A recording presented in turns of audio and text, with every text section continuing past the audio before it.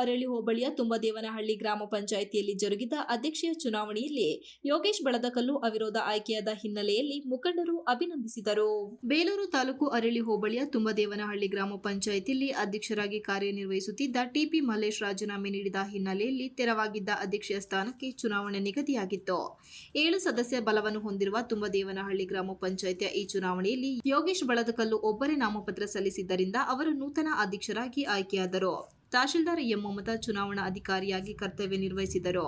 ನೂತನ ಅಧ್ಯಕ್ಷರಾಗಿ ಆಯ್ಕೆಗೊಂಡು ಬೆಂಬಲಿಗರನ್ನು ಉದ್ದೇಶಿಸಿ ಯೋಗೇಶ್ ಬಳದಕಲ್ಲು ಮಾತನಾಡಿ, ಮಾರ್ಗದರ್ಶಕರಾಗಿ ಎಚ್.ಡಿ. ತುಳಸಿದಾಸ್ ರವರ ಸಹಕಾರದಿಂದ ನೂತನ ಅಧ್ಯಕ್ಷನಾಗಿ ಆಯ್ಕೆಯಾಗಿದ್ದೇನೆ. ನಾನು ಈ ಮಟ್ಟಕ್ಕೆ ಬೆಳೆಯಲು ಪ್ರತ್ಯಕ್ಷವಾಗಿ ಇವರೇ ಕಾರಣಕರ್ತರಾಗಿದ್ದಾರೆ. ಗ್ರಾಮ ಪಂಚಾಯಿತಿ ಸದಸ್ಯರು ನನ್ನನ್ನು ಅವಿರೋಧ ಆಯ್ಕೆ ಮಾಡುವಲ್ಲಿ ಬಹುಮುಖ್ಯ ಪಾತ್ರ ವಹಿಸಿದ್ದಾರೆ ಎಂದರು. ತುಂಬದೇವನಹಳ್ಳಿ ಗ್ರಾಮ ಪಂಚಾಯಿತಿ ವ್ಯಾಪ್ತಿ ಇರುವಂತಹ ಜ್ವಲಂತ ಸಮಸ್ಯೆಗಳನ್ನು ಅವಲೋಕಿಸಿ ಲಭ್ಯವಿರುವ ಅಲ್ಪಾವಧಿಯಲ್ಲಿ ಪರಿಹಾರ ಒದಗಿಸುವ ಪ್ರಾಮಾಣಿಕ ಪ್ರಯತ್ನ ಮಾಡುತ್ತೇನೆ ಎಂದರು. ಅದೇ ರೀತಿ ನಮ್ಮ ಸದಸ್ಯರುಗಳೆಲ್ಲ ಹಾಗೆ ನಮ್ಮ ಮಲ್ಲೇಶಣ್ಣ, ಶೋಭಾ ಮೇಡಮ್ ಅವರು, ಹಾಗೆ ನಮ್ಮ ಲೋಲಕ್ಷಿ ಮೇಡಮ್ ಅವರು ಎಲ್ಲ ನನಗೆ ತುಂಬ ಸಹಕಾರ ಮಾಡಿದ್ದಾರೆ. ಹಾಗೆ ಕಲ್ಪನಾ ಮೇಡಮ್ ಅವರು, ಇನ್ನು ನಮ್ಮ ಅಮ್ಮ ಅವರು ಸಹ ನಮಗೆ ತುಂಬ ಸಪೋರ್ಟ್ ಮಾಡಿದ್ದಾರೆ. ಇದೇ ರೀತಿ ಅವರ ಸಪೋರ್ಟ್ ನನಗೆ ನಾನು ಈ ಅವಧಿ ಮುಗಿಯುವವರೆಗೂ ಇದೇ ರೀತಿ ಸಪೋರ್ಟ್ ನನಗಿರಲಿ.